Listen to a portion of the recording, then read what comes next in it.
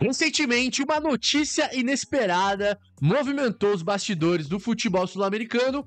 Peñarol e Nacional, os dois maiores clubes do Uruguai, demonstraram interesse em participar do Campeonato Gaúcho. E pegando como gancho essa notícia, eu vou trazer aqui no vídeo outras 7 ocasiões em que houve já rumores, especulações de federações se unindo para criar uma liga nova, de clubes querendo se unir para criar uma liga internacional. Então fique ligado que eu vou trazer aqui 7 ligas de futebol que quase se uniram. Algumas dessas ligas aqui que eu vou falar, pode ser que você nunca tenha ouvido falar. Bom, seja muito bem-vindo ao meu canal, você está aqui no Futebol Revoluciona. Meu nome é Edu, eu sou apresentador e criador dessa bagaça. Aproveite, já deixa o like, já se inscreva no canal, ative as notificações. E olha, vou jogar a praga aqui, vou jogar a praga. Se você não deixar o like, o teu time vai ser ou rebaixado, ou o teu time não vai ganhar nenhum título esse ano. Então, se você não quer isso, deixa o joinha, deixa o like. Não custa nada, só apertar aí no like aí, que ajuda muito aqui o Futebol Revoluciona, tá certo? E a primeira liga que eu vou trazer aqui, que quase saiu do papel e se tornou realidade, é a Beneliga, que seria uma liga com times da Bélgica e times da Holanda. Entre 2019 e 2021, 5 clubes da Bélgica e 6 clubes da Holanda se reuniram para discutir a ideia de criar uma liga conjunta entre os dois países. Essa liga, que ficou conhecida como Beneliga, prometia movimentar muita grana. Um estudo encomendado pelos próprios clubes apontava que os ganhos somados poderiam subir de 300 milhões até 1,3 bilhão de euros. E o formato era pontos corridos tradicional. 18 times, pontos corridos, 34 rodadas, começando na primeira edição com 10 times holandeses e 8 times belgas, tendo 2 rebaixados diretos e o antepenúltimo lugar brigando pelos playoffs contra o rebaixamento. Na segunda divisão também seria mista, com times da Bélgica e com times da Holanda. Agora, essa união não seria inédita. No basquete e no hóquei, Bélgica e Holanda já jogam ligas em conjunto. E isso também já aconteceu no futebol feminino por 3 temporadas. Ou seja, não seria ali uma grande novidade. A ideia da Beneliga, na real, vem de longe. Lá nos anos 90 já se falava sobre isso. E a ideia da Beneliga seguiu viva até 2022, até recentemente, quando os clubes ainda estavam em conversas preliminares com a UEFA. Só que aí bateu de frente com uma barreira muito importante: os clubes médios e menores da Bélgica e da Holanda, principalmente da Holanda. Esses clubes se opuseram fortemente.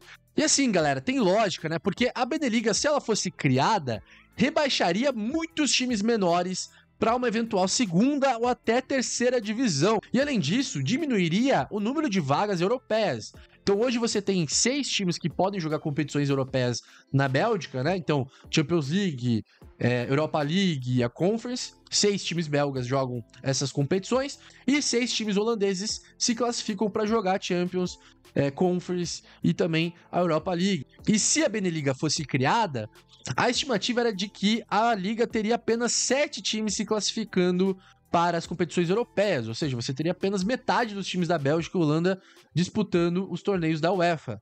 Então, por todos esses motivos, a Beneliga nunca saiu do papel, assim como também nunca saiu do papel a Liga Ibérica, que seria uma liga que juntaria times da Espanha com times de Portugal.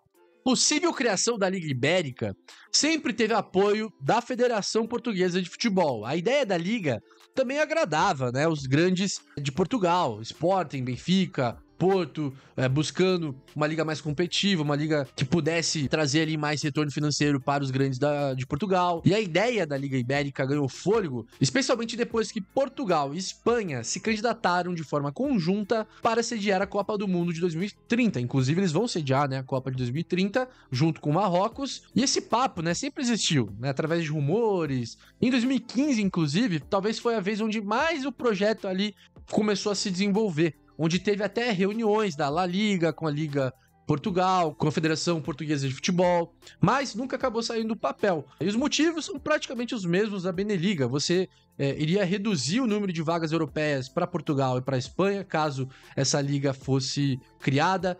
Você também iria prejudicar vários times que hoje estão na primeira divisão de Portugal e na primeira divisão da Espanha, que seriam automaticamente rebaixados.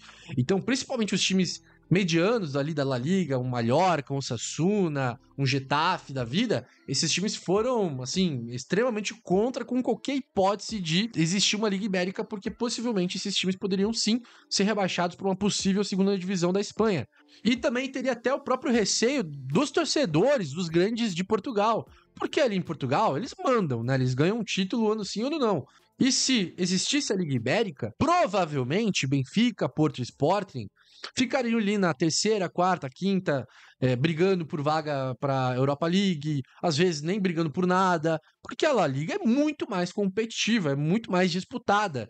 É muito difícil imaginar, talvez um ano ou outro ali, Benfica e Porto pudessem ganhar o título da La Liga, mas de maneira geral, é normal, né, pensar que Real Madrid e Barcelona continuariam dominando a La Liga. Mas, apesar da Liga Ibérica nunca ter saído do papel, já existiu sim torneios, copas entre os dois países, como, por exemplo, a Taça Ibérica, Copa Ibérica, Ibérica Cup, Troféu Ibérico. E por mais que todos esses torneios tenham o mesmo nome, são considerados taças diferentes, né? São torneios de caráter amistoso, para preparar os times, que são realizados ali na pré-temporada dos clubes de Portugal e da Espanha. O terceiro caso aqui que eu vou trazer talvez seja o caso mais falado, mais famoso, que seria o caso dos times escoceses jogarem no sistema de futebol da Inglaterra, ou seja, dos times escoceses jogarem a Premier League.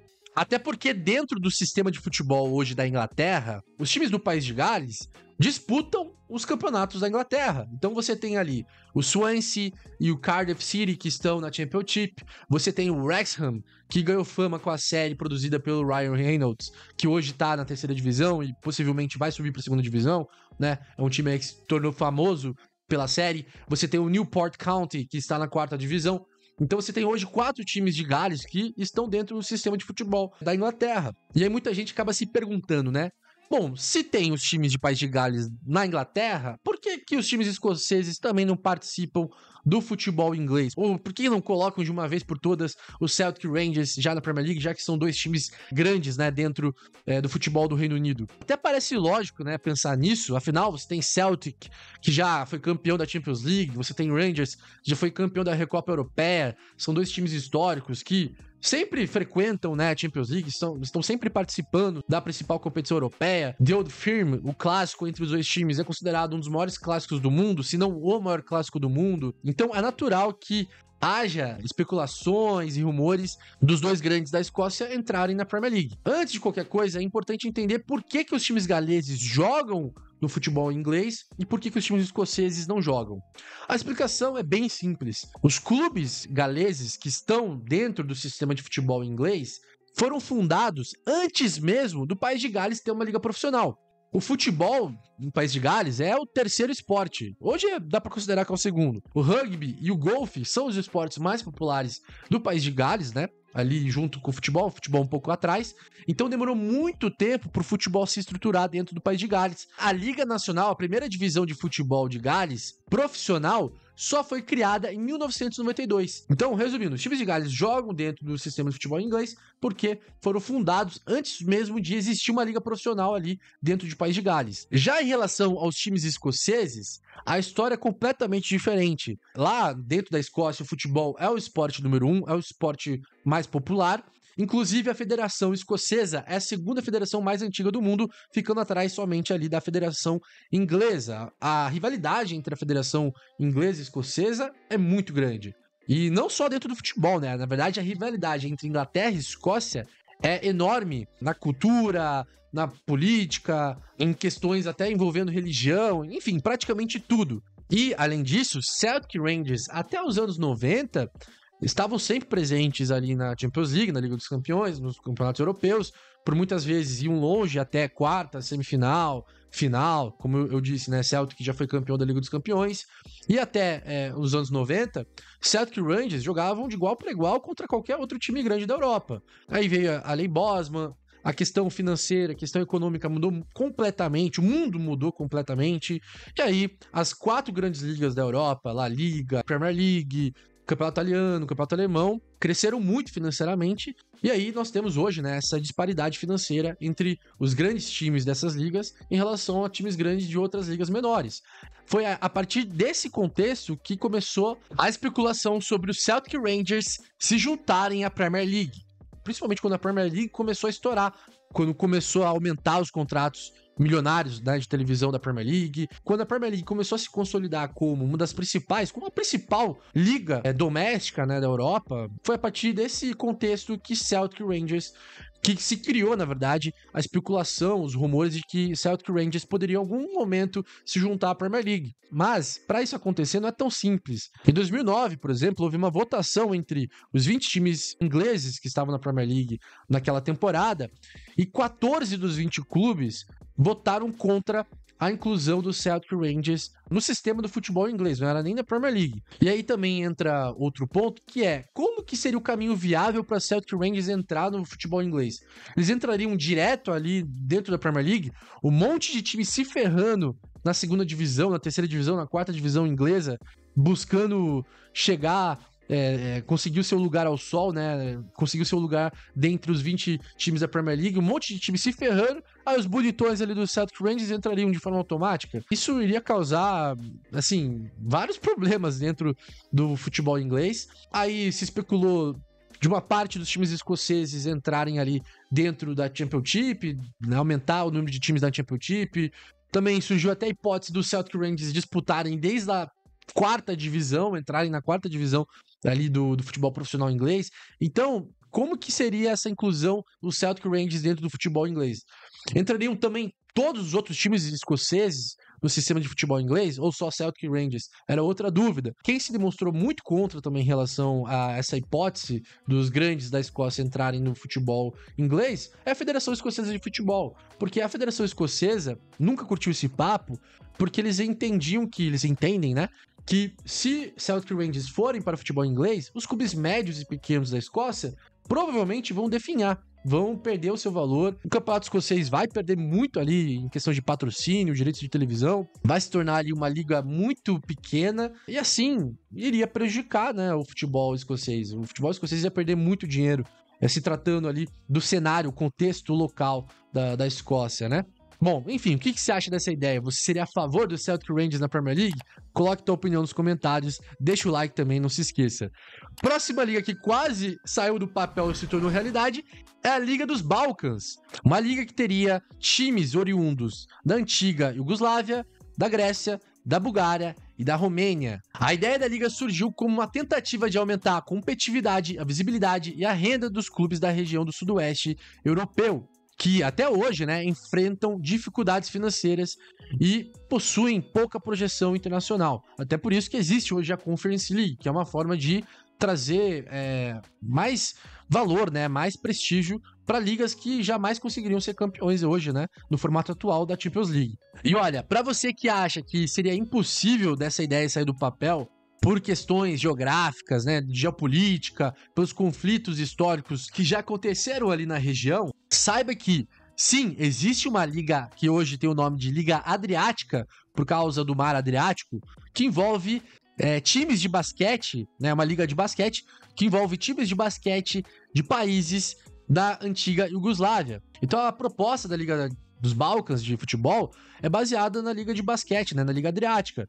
O formato seria muito simples, né, teriam ali 20 times da região dos Balcãs ali da Europa, pontos corridos, turno e retorno, e acabaria envolvendo times grandes da região. Partizan, Estrela Vermelha da Sérvia, Dinamo Zagreb e Hajduk Split da Croácia, o Cluj e o Steaua Bucareste, o Dinamo Bucareste também da Romênia. Então, vários times ali já demonstraram interesse nessa hipótese. E imagina, né, você teria ali rivalidades que estão entre as principais rivalidades do planeta. Então você teria ali, por exemplo, o derby eterno entre Partizan e Estrela Vermelha, que é considerado por muitos a maior rivalidade do planeta. Você tem Dinamo Zagreb, Hajduk Split também, que é outra rivalidade muito grande dentro da Croácia. Você teria também o derby dos inimigos eternos, né, Olympiacos e Panathinaikos. O derby de Bucareste, né, Steaua contra Dinamo. Fora a rivalidade entre times, né, de países diferentes, como por exemplo, Estrela Vermelha contra Dinamo Zagreb. Seria a terceira guerra mundial, né, de tanta rivalidade. Mas, pelos problemas de logística e segurança, muito por conta da rivalidade política e histórica que essa região tem, né? E parece que no futebol isso pode se atenuar em relação aos outros esportes, como por exemplo no basquete que tem essa liga. A liga sempre ficou no papel porque poderia causar ali alguns conflitos bem complicados entre os hooligans, né? Entre os ultras dos times grandes dessa região, que são torcidas bem malucas, né? E também tem a questão das vagas europeias. Com certeza iria diminuir o número de vagas europeias nesses países e possivelmente você teria ali um ano ou outro em que Olympiacos, Estrela Vermelha, então você teria esses times grandes às vezes ficando de fora de competições europeias, algo que eles não estão acostumados. Praticamente todos os anos esses times conseguem vaga em algum torneio da UEFA. Mas apesar disso, já teve sim a Copa dos Balcãs, que foi uma competição oficial que acabou sendo realizada até o início dos anos 90. E além disso, também existem ali competições amistosas, torneios de pré-temporada que envolvem times da região. Então ainda há esse intercâmbio, essa colaboração entre as federações e os times dessa região. A quinta liga que quase se uniu e talvez você nunca soube é a Liga do Atlântico. O que era a Liga do Atlântico? Bom, a primeira proposta concreta da chamada Atlantic League surgiu pelas mãos do Peter Fossen e do Harry Van Haid. Ambos eram dirigentes do PSV Eindhoven e eles estavam preocupados com a diferença, com a disparidade competitiva financeira dos times das 4 grandes ligas, né? Eu não considero a Ligue 1 uma grande liga, mas dos times do campeonato italiano, alemão, espanhol e inglês em relação ao resto da Europa. Então, para conseguir competir contra esses times, esses 2 dirigentes do PSV Eindhoven tiveram a ideia de criar uma liga envolvendo times dos seguintes países: da Bélgica, da Holanda, Portugal, da Escócia e dos países escandinavos, Dinamarca, Suécia e Noruega.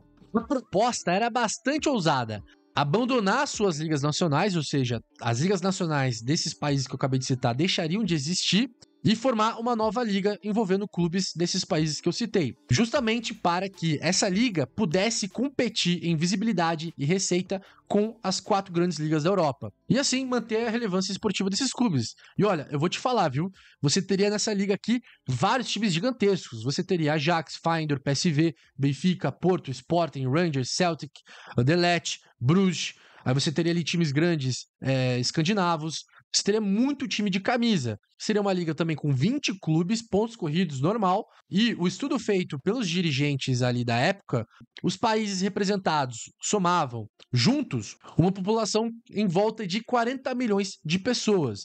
E a estimativa é de que a média de público dos estádios desses times na Atlantic League passaria de 30 mil por jogo. Essa média de público tornaria a liga a terceira maior média de público da Europa, ficando atrás apenas do campeonato alemão e do campeonato inglês. E com esse potencial todo que a Atlantic League prometia, o Harry Van Haid, né, o dirigente lá do PSV Eindhoven, ele entendia que poderia negociar um contrato de televisão que colocasse a Atlantic League no mesmo patamar da La Liga, da Premier League e da Série A italiana, o que consequentemente acabaria deixando ali times holandeses, portugueses, escoceses, da Escandinávia, da Bélgica, num patamar similar, parecido com os times das outras 4 grandes ligas da Europa. Bom, apesar de ter sido uma ideia bastante promissora na época, a Liga do Atlântico nunca saiu do papel. Por questões econômicas, por questões políticas internas, você tinha ali como posição federações, né, e ligas contra essa hipótese de criar uma Liga do Atlântico. Times médios, times pequenos também fizeram pressão para que nunca saísse do papel essa ideia. Então era uma ideia que tinha muita resistência. A própria UEFA também se mostrou uma forte opositora à Liga do Atlântico, porque para virar uma Superliga Europeia eram 2 palitos, já que tinham tantos times grandes envolvidos numa grande Liga Europeia. Por que não, daqui a pouco, os times ingleses, os grandes times da Espanha, da Alemanha se juntarem a essa liga? Por todos esses motivos, a Liga do Atlântico morreu apenas como ideia, apenas como um grande rumor. Mas ela não morreu para valer. Isso porque, em 2003, a ideia voltou à tona. Só que de um formato diferente. Foi aí que surgiu a ideia de criar a Copa do Atlântico Norte. Eu vou te explicar.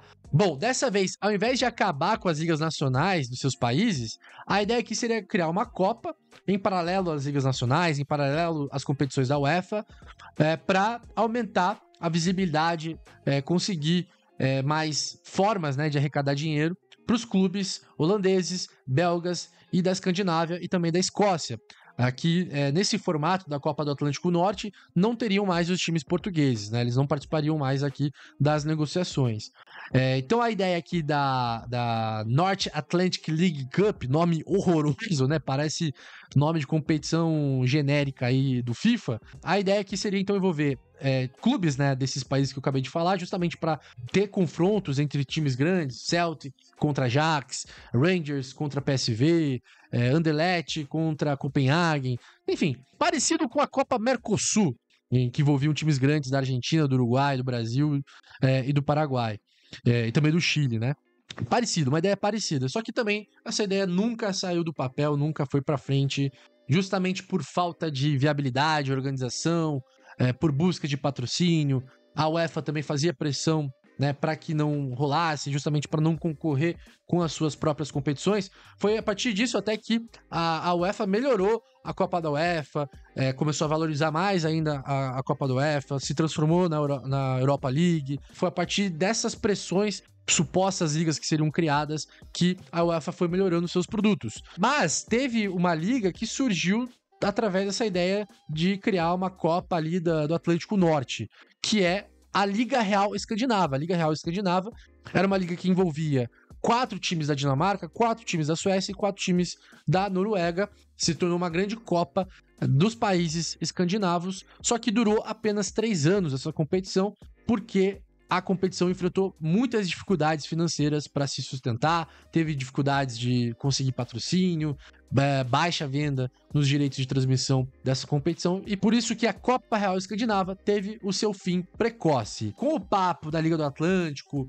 e com as possíveis uniões de ligas entre países que eu já falei aqui, a ideia de criar uma Superliga Europeia, de criar a tal da Euroliga, por exemplo, no basquete, 2 décadas atrás foi criada a Euroliga de basquete, então o rumor para fazer isso no futebol também era muito forte. Então essa ideia de se criar ali a tal da NBA, entre aspas, do futebol na Europa, acabava surgindo aí nos noticiários. Era uma conversa meio que de mesa de bar, mas sempre acabava surgindo. Até que veio 2021 com Real Madrid, Barcelona e vários outros grandes clubes da Europa e vieram com a ideia da Superliga Europeia. Só que dessa vez eles tiraram a ideia da especulação e eles divulgaram que eles iriam fazer isso. Foi aí que surgiu a Superliga da Europa, que chocou o mundo do futebol em 2021. O Florentino Pérez, presidente do Real Madrid, era o cara que encabeçava o projeto da Superliga Europeia, era o cara que queria peitar a UEFA, queria peitar a FIFA e criar uma independência, né, dos times, dos grandes times europeus em relação ao status quo do futebol europeu. E a ideia da Superliga Europeia, ele tinha como principal objetivo, né, criar uma competição exclusiva, ou seja, sem rebaixamento, igual é na NBA, igual é nos esportes americanos, em que não tem rebaixamento, o time vai estar sempre lá. Então, criar uma competição exclusiva entre os clubes mais ricos e populares da Europa.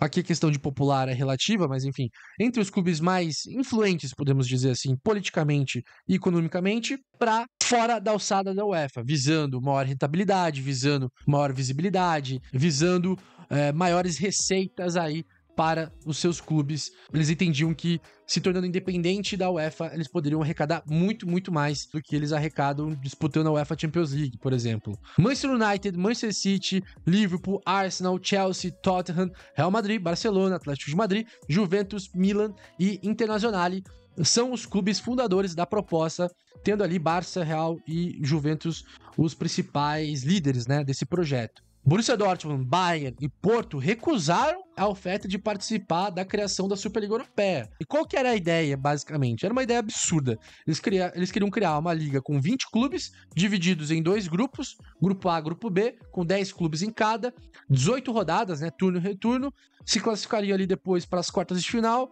semifinal, final, para definir o grande campeão dessa tal Superliga Europeia. 15 times sempre estariam disputando essa Superliga Europeia e os outros 5 times receberiam convites ou seriam classificados pelas ligas domésticas. Eles não queriam acabar com as ligas nacionais. Assim que foi divulgada a Superliga Europeia, cara, a reação foi, assim, extremamente negativa dos torcedores, dos jogadores, das federações, óbvio, né? Da UEFA, da FIFA, das federações dos países, obviamente das ligas nacionais e até de políticos, cara. Até os políticos começaram a se intrometer nessa ideia. Torcedores ao redor da Europa fizeram protestos, principalmente na Inglaterra. Os protestos foram muito grandes, tanto que, cara, em um dia os times ingleses abandonaram a ideia, viram que fizeram merda e abandonaram a ideia da Superliga Europeia. Vários jogadores em atividade e ex-jogadores também se manifestaram contra. A imprensa também bateu muito nessa ideia. Todo mundo basicamente bateu na ideia da Superliga, porque foi uma das piores ideias que surgiu no futebol aí nos últimos anos. Então, em menos de 48 horas, a ideia da Superliga acabou, se encerrou, foi engavetada. Todos os times foram desistindo da ideia e só sobrou Real Madrid, Barcelona e Juventus. Até hoje, esses 3 times ainda flertam com a ideia de querer criar a Superliga Europeia. Tanto que, em 2023, eles divulgaram um segundo formato, uma segunda proposta da Superliga Europeia. O projeto foi reformulado para ter 3 divisões com promoção e rebaixamento. Olha só como eles são legais, como eles pensam no futebol. Então, nesse segundo formato, envolve 64 clubes divididos em 3 divisões. 16 clubes na Superliga, que seria a primeira divisão, 16 clubes na Gold League, que seria a segunda divisão, e 32 clubes na Blue League, que seria a tal da terceira divisão. As ligas aqui seriam divididas em fase de grupos, depois mata-mata, para definir campeão. Teria campeão de cada divisão, né? E promoção e rebaixamento entre as divisões. E olha só, os times da Blue League seriam os times classificados pelas ligas nacionais. Então, aqui nesse formato, alguns times aqui já estariam na Gold League e na Superliga. Ou seja, então, para um time deixar de disputar a competição europeia, esse time tem que ser rebaixado. Um time que tá na Superliga, por exemplo, tem que ser rebaixado da Superliga, aí vai jogar Gold League. Tem que ser rebaixado da Gold League, aí vai jogar Blue League. Então, não tem que se classificar e aí deixaria de participar de competição europeia. Ou seja, ainda continuaria muito elitista e ainda continuaria defendendo, né, os interesses dos times grandes aí da Europa. A segunda proposta não teve a mesma repercussão, o mesmo barulho que a primeira proposta, que realmente foi assim, momentâneo, assim que surgiu já, todo mundo começou a repudiar, mas essa segunda proposta já foi suficiente para pressionar a UEFA e a FIFA.